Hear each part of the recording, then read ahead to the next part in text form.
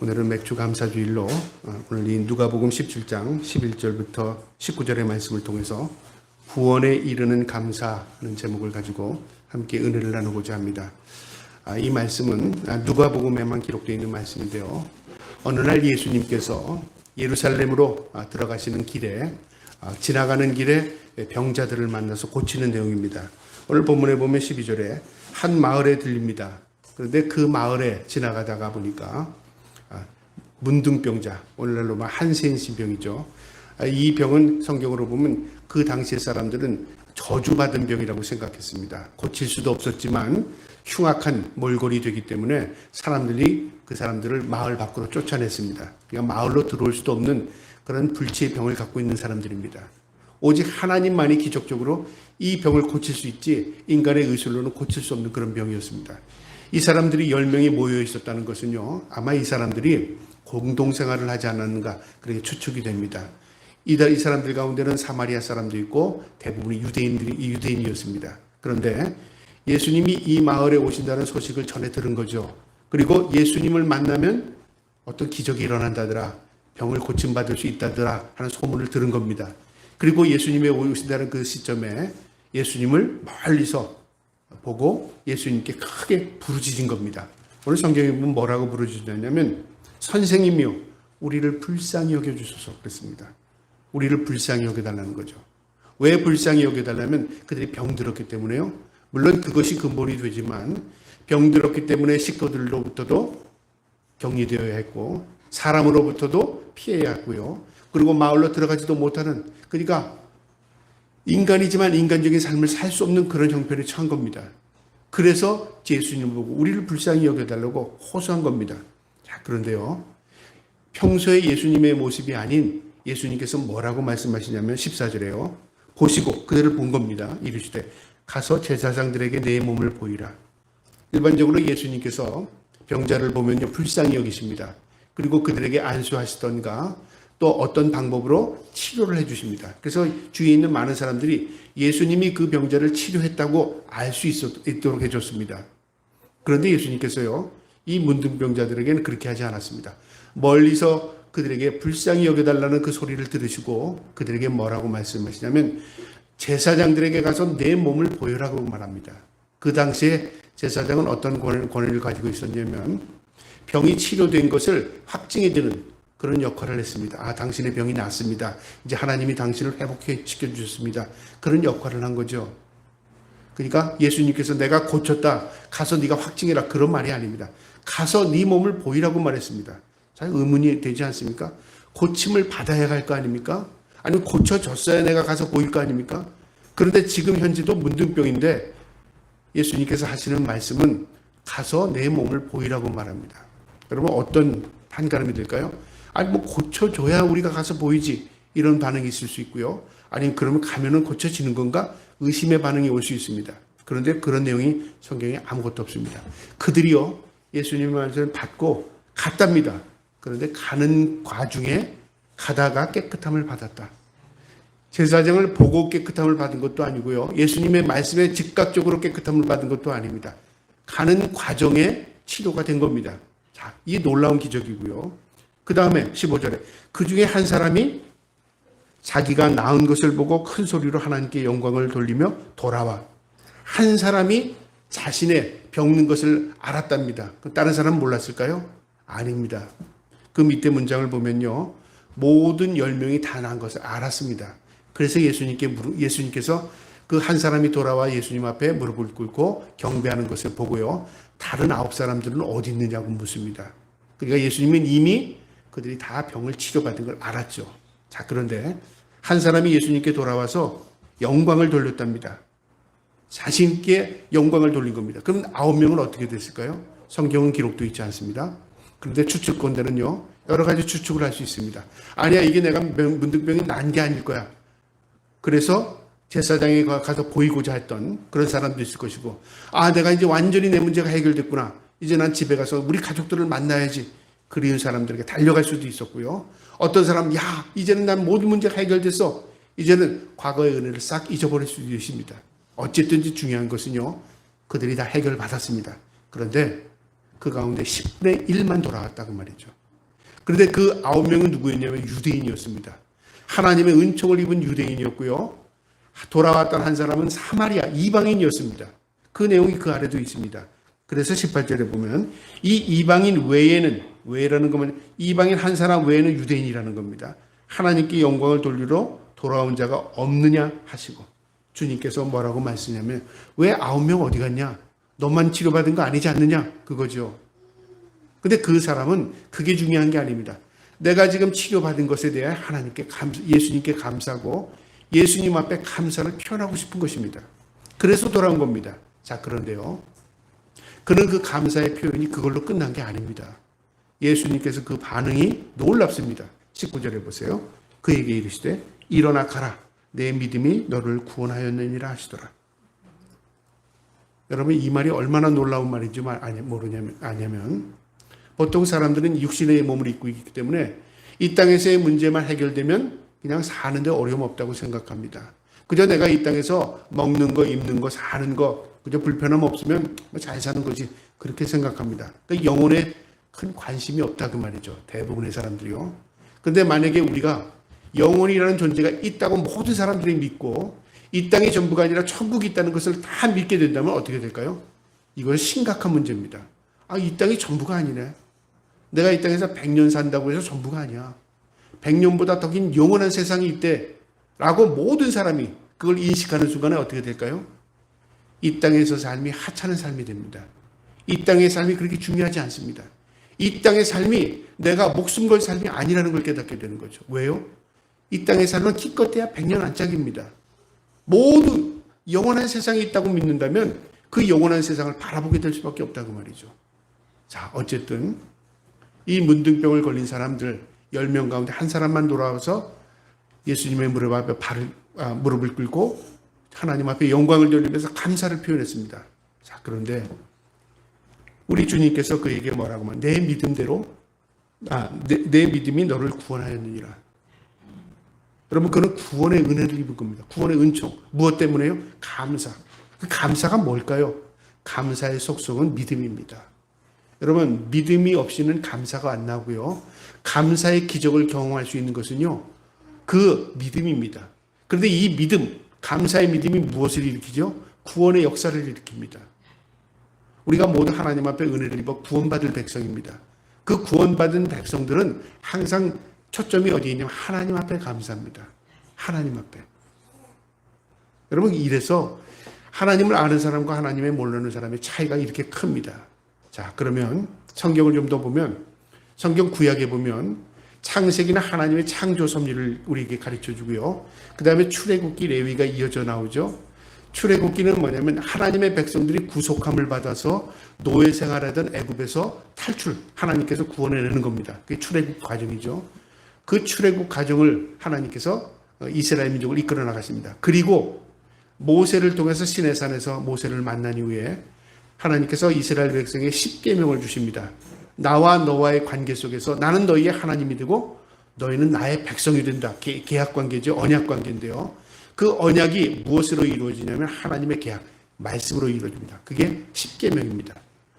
나 외에 다른 신을 섬기지 말라. 안식일을 거룩히 지켜라. 이런 하나님과 우리의 관계의 계명이 5계명까지고요. 근데 6계명부터의 개념이 뭐죠? 5계명부터의 개념이 내 부모를 공경하라. 인간과 인간과의 관계입니다. 내 이웃의 물건을 탐내지 말라. 도둑질 말하지 말라. 가늠하지 말라. 다 인간과의 관계입니다. 그러니까 하나님의 법과 인간 관계 속에서의 법을 하나님 율법으로 주십니다. 이것을 지켜야 너희는 내 백성이 되고 나는 너희를 이끌어 나가는 하나님이 된다. 관계입니다. 이 법을 벗어나면 하나님과 인간의 관계가 깨지는 거죠. 아주 단순한 논리입니다. 자, 그게 출애굽기이고요. 출애굽기에서 이제 하나님을 만나는 방법들을 쭉 가르쳐 주는데요. 레위기에 보면 레위기 첫 장을 탁 뜨면 제사가 바로 나옵니다. 번제의 내용이 나옵니다. 번제, 화목제, 속죄제, 속건제, 제사 방법. 뭐 이런 게 우리에게 무슨 관심 있나? 우리는 별로 제사를 드리지 않기 때문에 이런 레위기에 별로 관심을 갖지 않는데요. 이 레위기의 초점은 뭐냐면 하나님과 우리의 관계 속에서 어떻게 하나님께 나가는가를 가르쳐 주는 거죠. 우리가 하나님을 만나야 되잖아요. 그래서 제사로 만나는 게 아니라 오늘날 우리는 예배를 통해서 만나고요. 예수 그리스도가 우리의 중보자가 됩니다. 그러니까 제사의 모든 제도의 속성은 예수 그리스도를 조명하고 있습니다. 아, 우리가 하나님을 만날 때 이렇게 거룩한 모습으로 만나야 되는구나. 근데 우리 인간은 거룩할 수가 없어요. 속성이 죄를 가지고 있기 때문에. 그래서 우리 죄를 용서받으려면 제물이 죽어야 되는구나. 근데 그 제물이 흠이 없는 제물이 되어야 돼요. 근데 이 세상의 모든 제물은 다 흠을 가지고 있어요. 근데 흠 없는 제물이 될 수 있는 한 가지, 바로 하나님처럼 거룩한 존재가 제물이 되어주면 우리의 모든 죄를 용서받을 수 있어요. 그분이 예수님이십니다. 그래서 예수님은 제사장이자 제물이 되셨어요. 자신이 제사장으로서 우리의 모든 죄를 짊어지고 하나님께 나갔어요. 그래서 하나님과 우리의 관계에 담을 헐어주셨어요. 그래서 예수님께서 십자가에 죽으시는 그 장면과 함께 성전의 휘막에 지성소와 성소의 회막이 위에서부터 아래로 쫙 찢어지는 역할, 그게 성경에 보여지죠. 그러니까 하나님과 우리의 관계에 막힌 담이 예수 그리스도의 죽음으로 열린 겁니다. 그래서 우리는 오늘날 예배를 통하여 예수 그리스도의 이름으로 하나님께 나가는 거죠. 그 예배입니다. 그걸 가르쳐 주면서요, 레위기의 화목제에 대한 내용을 할 때 뭐라고 말씀하시냐면 너희가 감사로 제사를 드리라고 합니다. 그러니까 제사의 속성이 뭐냐면 감사라는 걸 가르쳐 줘요. 형식을 가르쳐 주는 게 아닙니다. 근데 사람들은요, 이런 재물, 흠없는 재물 잡아서 그 다음에 정결하게 준비한 제사장이 정결한 장소에서, 성전에서 재물을 드리고 그걸 하나님 받으신다. 그러니까 제사에 초점을 맞추다 보면요, 그 제사의 깊은 의미를 잊어버려요. 그래서 레위기 이 화목제 시작 부분에요, 너희가 제사를 드리되 감사함으로 제사를 드려야 합니다. 감사. 그러니까 우리가 하나님께 드려지는 모든 것은 감사가 기본입니다. 예배도 감사함으로 드리는 것이고요, 우리의 삶도 감사함으로 하나님께 드리는 겁니다. 내가 가정에서 주부로, 또 직장에서 사회인으로 내 세상에서 살아가지만 의식은 무엇을 의식을 가지고 있냐? 하나님에 대한 의식으로 감사하는 겁니다. 감사. 풍족해서 감사가 아닙니다. 무엇으로 감사해? 하나님을 인정하는 감사입니다. 그걸 가르쳐 줍니다. 그래서 이 출애굽기에 보면 23장 14절부터 33절에 보면요, 하나님께서 이 제사 제도를 가르쳐 주신 이후에요, 이스라엘 민족의 언약과의 관계 속에서 모세에게 너희가 이 가나안 땅에 정착하는 순간부터 매년 3대 절기를 지키랍니다. 이 절기가 6월절, 77절, 초막절입니다. 6월절은 무엇을 의미하면 너희가 구속, 노예 생활을 하던 그 시기에, 그 상태에서 하나님이 너희를 해방시켜 주셨다고, 출애굽했다고 말이죠. 6월입니다.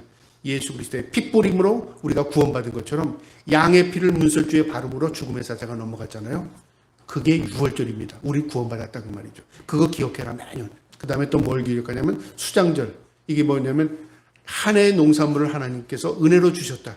오늘날 우리가 드리는 감사절입니다. 추수감사절. 이 모든 것이 하나님으로부터 왔구나. 하나님이 나를 주셨구나. 그래서 또 내가 1년을 준비해서 살게 하셨구나. 하나님이 나의 공급원이다. 하나님이 내게 주셨다. 그걸 인정하는 것이 이 추수감사절이죠. 맥추절은 뭐냐? 오늘날 이렇게 생각하는 사람도 있어요. 이제 우리 보리 농사를 짓지 않기 때문에 우리 맥추절의 의미가 없어라고 생각합니다. 보리 농사에 초점을 맞춘 게 아닙니다. 보리 농사, 밀 농사는요, 한 해 가장 첫 번째 수확입니다. 뭘 심었는데 가을에다 추수를 거두는데요, 이것은 초봄, 봄에 씨를 뿌린 것을 거둬들입니다. 그러니까 내가 이 소득이 비록 적은 것이고 부족한 것이고 한 해에 있어서 내가 지금 적은 것을 수확했지만 하나님의 약속대로 주셨구나. 내게 은혜가 임했구나. 하나님이 나와 지금도 함께 하시는구나. 그걸 기억하게 하시는 거죠. 그래서 이게 77절이라고 말합니다. 이것을 너희가 매년 반복해서 지켜라, 그렇게 말했습니다. 그러니까 하나님의 명령으로 이루어진 것이죠. 그래서 이스라엘 민족은 지금도요, 한 주간 내내 6월절을 지키고 그 다음에 맥추절을 지키고 그 다음에 77절을 지킵니다. 그들은 일주일 내내 그것을 합니다. 심지어는 집 밖에다 텐트를 치고 그 다음에 6월절을 지키기도 하고요, 또 무교복을 먹으면서 하나님 말씀을 지키고 하나님 말씀을 암송하기도 합니다. 이처럼 유대인들에게 있어서는 이 지키라는 명령이 하나님의 명령으로 받아들입니다. 그럼 왜 하나님께서 이런 절기를 지키라고 했을까? 의심스럽지 않습니까? 이거 말고 다른 게 더 하나님을 경배할 수 있는데 왜 절기를 통해서 하나님이 지키라고 했을까? 이것은 하나님의 영광을 위해서요? 하나님을 위해서? 그게 아닙니다. 감사를 회복하기 위해, 감사를 가르치기 위해서 그렇습니다. 우리가 어린아이들한테요, 부모님들이 가르치는 것 가운데 하나가 뭐냐? 감사하세요. 고맙습니다. 감사합니다. 그거 가르치죠. 왜 가르칠까요? 아이를 훌륭하게 잘 키우기 위해서요? 그게 아닙니다. 인격 형성에서 아이가 관계를 이해하지 못하면요, 인격 형성에 문제가 됩니다. 이거 엄마가 준 거야. 이거는 저 사람이 너에게 준 거야. 그러면 관계를 이해하잖아요. 그 관계를 이해할 때 감사로 관계를 이해가 되는 겁니다. 아, 이건 저분이 나를 사랑해서 준 거구나. 나에게 그냥 내가 좋아서 준 거구나. 그러면 어떻게 해요? 나는 무엇으로 보답을 하죠? 감사라는 예로 보답하는 겁니다. 하나님과 우리의 관계 속에서 그렇습니다. 하나님은 창조주십니다. 내 생명의 주인이시고 우리는 피조물입니다. 그러니까 하나님께서 우리에게 모든 것을 베풀어 주셨습니다. 그리고 가만히 있으면 사람들은 알 것 같죠? 모릅니다. 여러분, 왜 사람들이 하나님의 창조를 이해하지 못할까요? 신묘막측하기 때문에 그렇습니다. 너무너무 기가 막히기 때문에 도저히 이해가 안 가는 거죠. 여러분, 생명이라는 게 움직이려면요, 오늘날 우리가 로봇을 움직이려면 거기에 전력이 들어가야 되죠. 기계적인 장치가 들어가죠. 그 다음에 여러 가지 동력이 들어갑니다. 그걸 연구하고 그걸 개발하기 위해서 수만 가지 과학적인 요소들을 다 믹스해서 거기다 쏟아 부어야 뭔가가 하나 움직입니다. 근데 인간은 그렇지 않아요. 인간은 뭐 배터리로 충전을 합니까? 뭐 그렇다고 뭐 기계적인 소리가 들리는 것도 아니고요. 그 다음에 이 뇌라는 것은 굉장히 적은 양인데 이 뇌에서 움직이는 용량은 컴퓨터의 이 커다란 어떤 동력보다도요, 더 빠른 속도로 아주 세미하게 움직입니다. 그래서 어떤 질문을 던지면 사람은 즉각적으로 대답할 수 있지만요, AI는 즉각적으로 나오지 않습니다. 먼저 기계적인 작동 시간이 있습니다. 이게 점점 빨라지긴 하지만 어쨌든 인간은 이만큼 속도도 빠르고요. 인간이 이해할 수 없는 우리가 이해할 수 없는 놀라운 것으로 하나님이 우리를 창조해 주셨습니다. 그래서 인간이요, 하나님을 모르고 세상을 알게 되면 어떻게 생각하냐면요, 하나님이 없다고 말합니다. 이렇게 세상이 복잡한데 이런 걸 어떻게 만들어? 하나님이 없지. 우리 인간이 발전했지. 아니면 진화됐지. 그러니까 진화를 이해하려면 어떻게 돼요? 수억 년, 수백억 년이 지나서 이게 막연한 겁니다. 그러니까 시간이 오래 지나니까 이렇게 발전한 거야. 막연한 거죠. 그렇지 않습니다. 성경은 우리에게 창조를 가르치고요. 성경은 하나님이 다스리심을 가르치고, 성경은 우리가 피조물임을 가르칩니다. 그리고 성경은 우리에게 하나님과 우리 관계를 가르칩니다. 그래서 하나님께서 이스라엘 백성을 자기 백성 삼으신 이후에요, 하나님을 만나는 방법, 제사를 가르쳤죠. 그 다음에 뭐를 가르치냐면 감사를 가르칩니다. 그 감사가 뭐냐면 7절, 초막절, 6월절. 그러니까 하나님이 너를 구원하셨어. 하나님이 너의 삶의 주인이시야. 하나님이 너를 동행하시고 너에게 은혜를 베푸셔. 모든 게 감사의 초점입니다. 그걸 가르치는 겁니다. 오늘 이 맥주절을 맞이해서요, 우리가 오늘 이 누가복음의 말씀을 왜 제가 이 말씀을 선택했냐면, 이 말씀이 우리 감사가 무엇인가를 가르칩니다. 우리는 하나님께 감사하며 삽니다. 또 그 감사를 통해서 놀라는 은혜를 입습니다. 그러면 이 감사의 의미가 무엇인가? 의미는 알아야 될 거 아니에요? 그냥 하나님을 높이기 위해서, 하나님을 존중하기 위해서, 그리고 내가 예를 갖추기 위해서 그 정도로 감사라고 생각한다면요, 감사는 근본을 우리가 이해하지 못하는 겁니다. 감사는 내게 있지 않습니다. 감사의 초점은 하나님께 있는 겁니다. 하나님이 감사하라고 했습니다. 그래서 명령으로 모세에게, 백성에게 가르치라고 말했습니다. 이 감사의 의미는 뭐냐면요, 감사해야 되는 것은 하나님의 주권을 인정하는 행위이기 때문에 그렇습니다. 여러분, 감사합니다. 이건 뭐냐면 엄마를 인정하고 아빠를 인정하는 거죠. 감사합니다. 그러면 나에게 은혜를 베푼 사람을 인정하는 행위입니다. 인정이 감사합니다. 우리가 하나님을 인정하는 것이 감사합니다. 그래서 하나님께서 하나님의 백성에게 감사하라, 그걸 가르칩니다. 그거는 인정하라, 그겁니다. 하나님을 인정함이 내게 복이라는 말씀처럼요. 출애굽기 13장 12절의 말씀에 보면, 이스라엘 자손 중에 사람이나 짐승이나 물론하고 초태생을 다 거룩히 구별하여 내게 돌리라. 이는 내 것이라 하시니라. 초태생, 처음 난 것을 양이나 염소든 하나님께 구별하여 드리라고 말합니다. 그게 맛있어서요? 그게 좋아서요? 여러분 좋지 않습니다. 우리가 생각하기에 첫 것을 열매를 따면요 좀 신맛이 나고요. 첫 것이 부실한 경우가 많습니다. 그런데 왜 하나님께서 첫 것을 하나님께 구별하라고 말했죠? 인정하라 그 말입니다. 인정. 아이들에게 보면은 알아요. 아이에게 뭘 주고요. 나 줘 그러면요. 꼭 움켜쥐는 데가 있고요. 어떤 애는 그걸 주는 아이가 있어요. 그게 우리는 이해할 잘 못합니다. 얘가 욕심이 많구나 모르는 두 개, 세 개를 움켜쥐는 아이가 있고요. 어떤 아이는 두 개 있으면 하나 주는 사람이 있고, 아이도 있고요. 어떤 애는 자기 입에 있는 걸 빼서 엄마 입에 넣어주는 아이도 있습니다. 그럼 엄마가 얼마나 아이고 사랑이 더 얘가 진짜 엄마를 사랑하는구나. 그걸 우리 모습을 통해서 볼 수 있잖아요. 우리가 하나님을 인정한다는 게 뭐냐면 내가 하나님을 인정한다는 건 뭐냐면 첫것 구별하는 건 내가 보겠다 그 말이죠. 내 것이다 그건. 너의 모든 것이 내 것이야 그 말이죠. 그걸 가르치는 겁니다. 오늘 본문에 보면 15절에 이 중에 한 사람이 자기에게 나온 것을 보고 큰 소리로 하나님께 영광을 돌려 돌아왔답니다. 영광을 돌렸답니다. 여러분 영광을 그분이 어떻게 영광을 돌렸을까? 한번 생각해 볼 수 있잖아요. 그분이 무슨 어디 가서 돈을 빌려서 하나 예수님께 내 병 치료해 줬으니까 이거 받으세요 그랬을까요? 아닙니다. 어떤 사람이 내가 좋은 것 좀 누구에게 좀 달라고 해서 내가 나중에 갚을게 그리고 좋은 것 준비해서 예수님께 갖다 드렸을까요? 아닙니다. 그것도 즉시 돌아왔습니다. 그러면 그 당시의 문둥병은요 오늘날로 말하면 거지와 거의 흡사합니다. 자기의 생명도 유지할 수 없는 사람들이 대부분 모여 삽니다. 자, 이런 형편에 있는 사람이 예수님께 다시 돌아와서 뭘 드렸을까요?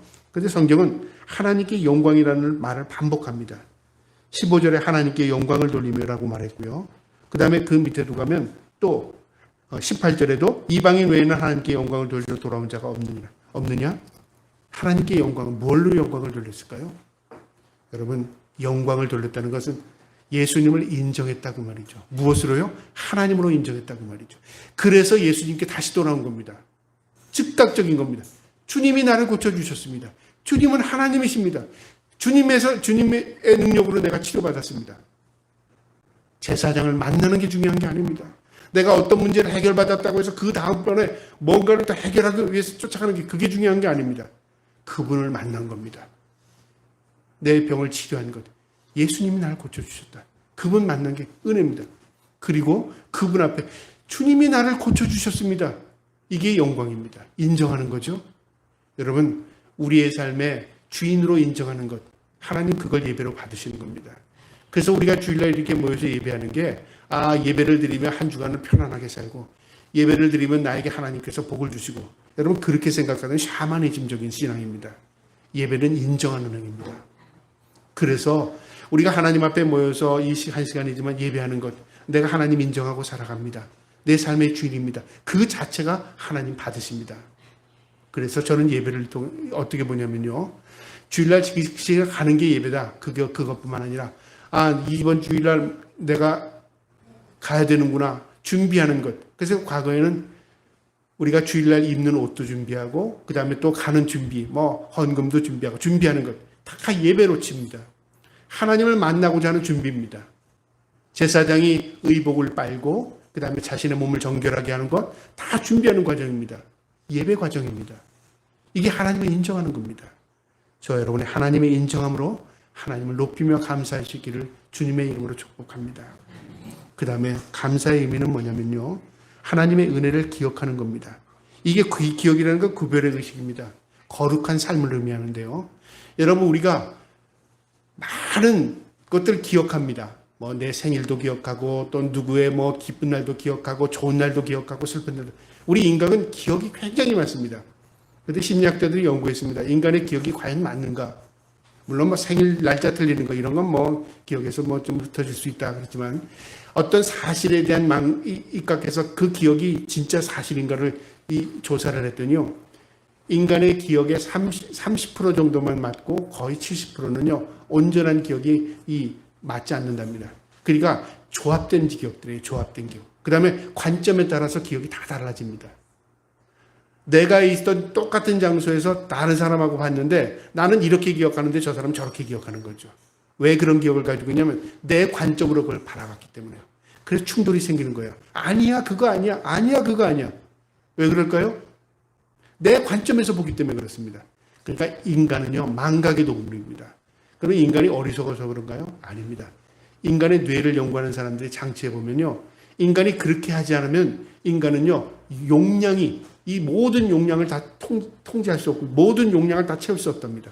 그래서 이 망각을 통해서 기억을 회복시킨답니다. 망각을 통해서 기억을 확실하게 중요한 것을 집중하고 저장한답니다.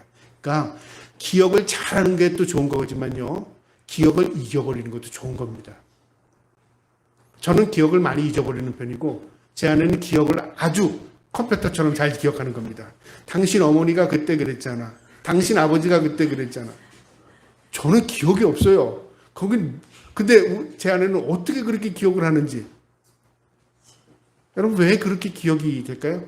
그 당시에 그 기억을 가지고 있었다는 것, 훌륭한 겁니다. 근데 중요한 것은요, 그러면 그 기억을 가지고 있어 다른 기억이 기억에 들어가지 않아요. 나는 호기심이 많아요. 저거 어떻게 됐지? 제 아내는 그런 호기심이 별로 없어요. 왜 그럴까요? 기억이 너무 많아서 그럴까요? 모르겠습니다. 어쨌든 하나님이 우리 인간을 만들 때는요, 모든 게 좋은 게 아닙니다. 때로는 잊어버리는 것도 좋은 거고요. 때로는 내가 각색된 기억도 좋은 겁니다. 다른 사람은 슬퍼하는데 난 그걸 기뻐할 수 있으니까요. 인간도 한계가 있다 그 말입니다. 자, 그런데 하나님께서 기억하라는 것이 있어요. 하나님의 절기, 하나님의 관계 속에서 기억하는 것. 왜냐하면 은혜가 되기 때문에 그렇습니다. 이스라엘 백성이 살아가는 땅은요, 가나안 땅입니다. 이 가나안 땅은 우상 숭배가 있었고요, 토속 신앙으로 물들어 있는 땅이었습니다. 그 땅에 이스라엘 민족을 들여보내는 겁니다. 그리고 그 땅에서 이제 하나님의 백성들을 모판처럼 키워내는 겁니다. 그리고 그 땅에서 이스라엘 민족이 하나님을 섬기게 만드는 겁니다. 자, 그러면 우상 숭배의 땅에 들어가면 그들은 어떻게 할까요? 금방 물듭니다. 그래서 하나님께서 그들에게 하나님을 기억하기 위해서 절기를 통해서, 예배를 통해서, 제사를 통해서 하나님을 기억하게 만드는 겁니다. 율법을 기억을 통해서 하나님을 기억하게 만듭니다. 그러면서 뭘 이해하게 돼요? 하나님이 우리의 삶의 주인이시구나. 우리는 민족은 노예였으나 우리를 출애굽을 통해서 하나님의 백성이 되었어. 이방인들은 그들이 섬기는 신들, 오만 잡동 신들을 다 섬기지만 우리의 모든 것들을 공급해 주시는 하나님이야. 하나님이 우리에게 만나를 내려주시고 메추라기를 내려주셔서 우리를 먹이셔서 광야 동안에. 하나님이 우리의 삶의 주인이시여. 그리고 우리에게 소출을 주셔서 우리가 심은 대로 거둘 수 있는 30배, 60배, 100배 은혜를 베풀어 주셔서. 기억입니다, 기억. 이 기억을 통해서 은혜를 회복하게 하는 것입니다. 여러분, 그래서 기억하라고 하는 것입니다. 이 기억이 얼마나 중요한지 몰라요. 여러분, 기억을 하고자요 힘쓰는 나라가 있습니다. 대표적인 나라가 미국이라는 나라인데요. 미국에 가보면 워싱턴 DC 옆에 보면 그 웰링턴 국립묘지가 있습니다. 웰링턴 국립묘지. 그 국립묘지에 들어가면 규모가 굉장히 큰데요. 그 국립묘지에 들어가면 중앙쯤 되는데 뭐가 있냐면 무명용사의 묘지가 있어요. 무명용사의 묘지가. 그게 계단으로 이렇게 되어 있고 높은 지역에 있는데 위치를 보니까 강대상이 있고 그 위에 올라가 있어요. 근데 그 위에 또 계단이 있어요. 그런데 신기한 것은 이 무명용사의 묘지에는 누가 들어가 있느냐? 1차 대전, 2차 대전, 베트남 전쟁, 한국 전쟁에서 죽은 군인들의 이 뼈가 들어가 있는데요. 무명용사, 이름이 밝혀지지 않은 사람들입니다. 그러니까 시신을 DNA 검사를 해도 식구들을 찾지 못하고 이름도 소속도 찾지 못한 사람들을 한 곳에 하얀 이 돌상자에 넣어서 크게 규모가 큽니다. 그래서 거기다가 다 매장을 하고 거기다 뭐라고 썼냐면 이렇게 기록되어 있습니다. 우리는 당신을 영원히 기억할 것입니다. 그렇게 기록되어 있어요. 그 다음에 그 앞에는요, 미국 그 정장을 한 정복을 입은 육군 병사 둘이서요, 교대 근무를 하는데 해병대인지 모르겠어요. 제가 병사 둘이서 똑같은 거리에서 한 20m 양쪽 거리에서 똑같이 걸어옵니다. 그리고 딱 마주치면 둘이서 딱 돌아서 똑같이 걸어서 위치. 이걸 반복적으로 하는데 총을 딱 옆에 메고요. 반복적으로 왔다 갔다 하는데 이 동작이 그러니까 더운이나 추울 때는 30분의 교대가 되고 그 다음에 가을이나 봄에는 제가 1시간의 교대가 됩니다. 1시간에 한 번씩. 그런데 이 교대 근무가 어떻게 보면 영원입니다. 영원히. 그러니까 그 무명용사의 묘지를 지키는데요. 1년 365일 24시간입니다. 여러분 이해가 됩니까? 그럼 밤에도 한다는 거 밤에도 합니다. 그럼 태풍이 와도 한다? 태풍이 와도 합니다. 비가 쏟아져도 하고요. 우박이 와도 합니다. 그래서 24시간 365일 영원입니다. 이 묘지를 지키는 겁니다. 병사들이 계속 근무를 하면서. 근데 그 병사들이 그걸 자랑스럽게 생각한대요. 영원히 기억하겠다. 당신들의 죽음을, 나라를 위해서 준 죽음. 그래서 그게 진짠가를 보기 위해서요. 사람들이 12시 넘어서도 그 무대 카메라로 찍기도 하고요. 그 다음에 우박이 막 쏟아지는 날도 와서 그걸 확인하기도 하고, 심지어는 하리케인 태풍이 와도 그 장소에 오늘 병사들이 안 나왔겠지로 가보면 그대로 걷고 있답니다. 우비를 딱 갖춰 있고. 이게 뭐냐면 나는 당신들을 영원히 기억하겠다는 거죠. 기억하겠다. 이것이 미국을 세우는 기본입니다. 당신들이 나라를 위해서 희생했지만 우리는 그 희생을 영원히 잊지 않고 기억하겠습니다. 이름을 모를지라도. 근데 그 묘지가 어디에 있냐면요. 대통령이 서는 자리 위치에 있습니다. 제가 그걸 보고 참 너무 감명을 받았습니다. 대통령이 서는 강대상, 그리고 그 국무위원들하고 이렇게 사람들이, 병사들이 쭉 서서 행사를 하는 위에 대통령이 서는 강대상 위쪽으로 묘지가 하얀 묘지가 있고 병사들이 그걸 지켜요. 누구보다 누가 높죠? 무명종사이지만 대통령 위에 있다고 말이죠. 기억하겠다고 말입니다. 여러분, 기억이라는 게 바로 그런 의미입니다. 은혜를 기억하는 겁니다. 우리가 하나님을 나의 삶의 주인으로 나는 인정합니다. 난 기억하고 살겠습니다. 하나님 그걸 예배로 받으시고요. 그것을 통해서 하나님 은총을 베풀어 주십니다. 여러분, 하나님의 은혜를 기억하며 살기를 주님의 이름으로 축복합니다. 그 다음에 또 이 하나님께 감사한다는 의미는요. 하나님의 은혜를 고백한다는 말입니다. 매년 기억하여 지키라, 행하라 그랬습니다. 매년 기억하라 그러면 우리 기억할 수 있습니다. 아, 오늘 생일이지. 아, 오늘 기념일이지. 기억하면 됩니다, 그냥. 근데 그걸 지킨다는 건 뭐죠? 기억하고 그것을 행위로 옮겨라고 말이죠. 아, 오늘이 맥주 감사주일이구나. 그럼 기억했으면 맥주 감사절 기념 예배로 드리는 겁니다. 기억입니다. 그리고 행하는 겁니다. 이스라엘 민족에게 있어 첫 수확은요, 그렇게 풍성하지 않았습니다. 수확이 오히려 적어서 자신들의 먹기도 부족했을 겁니다. 근데 부족했지만 그들이 뭘 했어요? 감사를 했다고 말이죠.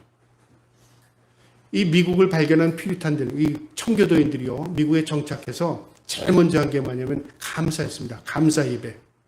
오늘날 이 미국이 강대국이 된 이유는요, 많은 역사들이 이래서 저렇다 그러는데 이 신앙 영적인 눈으로 보면요, 그들은 감사를 잃지 않습니다. 시작도 감사고 감사합니다. 모든 게 감사. 그래서 미국 사람 땡큐라는 말이에요. 감사합니다. 오늘 본문에 보면 이 10명 중에 한 사람이 돌아왔습니다. 이 사람은 사마리아 사람입니다.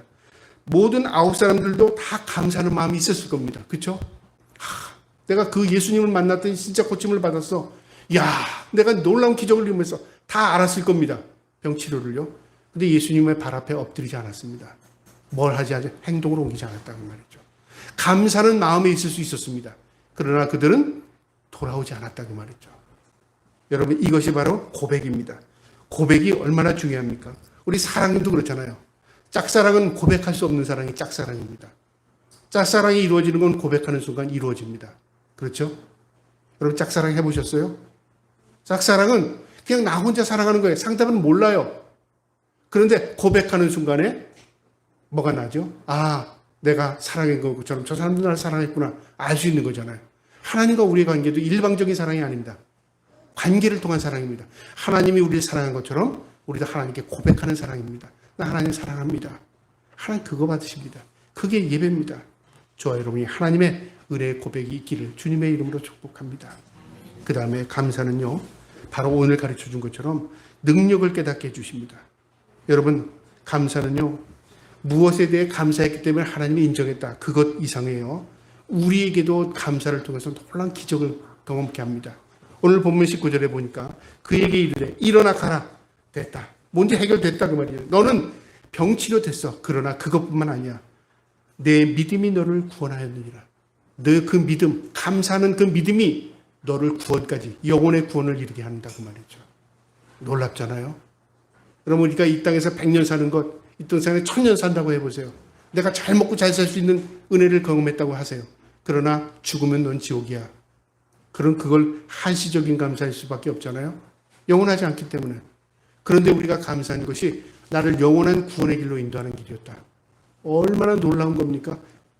내가 하나님을 인정한 것밖에 없는데, 하나님은 내 삶의 주인이라는 것밖에 나는 고백한 게 없는데, 나는 그분이 나의 삶의 주인으로 나를 이끌어줄 것에 감사한 것밖에 없는데, 하나님이 나에게 영혼을 주셨어요. 영원한 생명을 주셨어요. 이게 얼마나 놀라운 감사입니까? 여러분, 이 사마리아 이방인이었습니다. 유대인도 아니었습니다. 하나님 그를 택한 백성도 아니었습니다. 그런데 그 이방인이 하나님 앞에 예수님께 찾아와서 무릎 꿇고 경배한 것, 감사한 것, 이것이 그의 영혼을 구원하는 일이 이루어졌다. 너무 놀랍지 않습니까? 그래서 감사는 기적을 일으킵니다. 감사. 오늘 많은 심리학자들이요, 인간에게 있어서 가장 중요한 게 뭔가, 인간 관계이든 모든 삶에 있어서 가장 중요한 게 뭔가, 단어를 한 개를 끊는다면 감사합니다. 감사. 감사는 나를 회복하고요. 감사는 사람과의 관계를 회복하고요. 감사는 모든 삶 가운데서 그 삶에 모든 활력소를 집어넣는답니다. 그래서 감사가 그만큼 중요하답니다. 여러분, 감사하며 살기를 주님의 이름으로 축복합니다. 여러분, 감사는요, 하나님과 우리의 관계만 회복하는 게 아닙니다. 사람과의 관계도 회복하고요. 우리 인간에게 많은 단어들 가운데 우리를 회복시키고 소생시킬 수 있는 것, 감사합니다. 저와 여러분이 이 감사 맥주절 감사절을 맞이해서 우리의 모든 관계에 감사, 하나님과 우리의 관계에 감사가 회복될 수 있기를 주님의 이름으로 축복합니다. 아멘.